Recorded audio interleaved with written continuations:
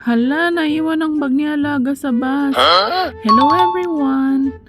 For today's video, ayan, nag-mini vlog nga ako about dito kasi na nakaraang araw ay naiwan ni Alaga yung bag niya sa bus. And don't worry nga dito sa Hong Kong kasi may naiwan kang gamit sa bus, makukuha mo yon sa office ng bus na sinakyan mo.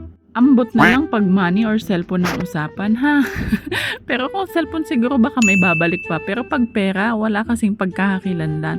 So anyway guys, itong mini vlog na to ay ginawa ko nga kasi today is pupuntahan ko yung office ng KNB na sinakyan ng alaga ko last time.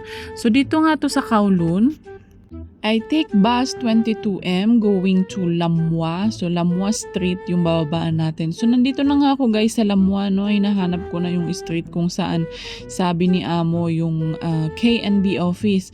So, sa paglakad-lakad ko nga, ayan no, nakarating din tayo sa office ng KNB. Namangha ko kasi ang laki pala ng office ng KNB. So, nandoon lahat guys, no? Yan yung pinaka main office ng KNB dito sa Kowloon. So, bago ko nga narating to, no, naligaw-ligaw pa nga ako ni Google ng Very Light. So, dahil kasama natin si Magtanong, so kaya nakuha din natin agad-agad.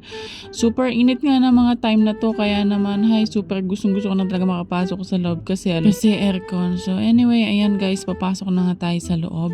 So, ayan, ang KNB. Dito talaga makikita lahat-lahat. Ayan, KNB nila sa baba. So, pupunta tayo sa second floor kasi nasa second floor yung claiming area ng mga naiwang gamit. Itong baba, parang ano lang siya, mini cafe nila, tapos parang reception na yan na pwede ka magtanong kung saan. So before ka pala pupunta dito guys, no, kailangan meron kang number, ibibigay sa yun, tatawag ka muna sa kanila. So nandito na nga tayo sa second floor guys. Ayan, ito yung claiming area. So nagtanong ako dyan, paano. Anyway, meron pa lang ibibigay sa inyong number. Ayan, yung number na yun, yun yung claiming number mo na itatype mo dito. So dito nagpatulong na nga ako kay ate kasi nga hindi nga ako marunong first time. Ayoko naman magaling-galingan magrunong-runungan, no? Kaya sabi ko ikaw na gumawa. So ayan, habang inaantay natin na nandyan na, ito yung ano natin, number. Napakabilis nga lang ng process guys at nakuha ko na nga din. So that's it. Thank you for watching. Sana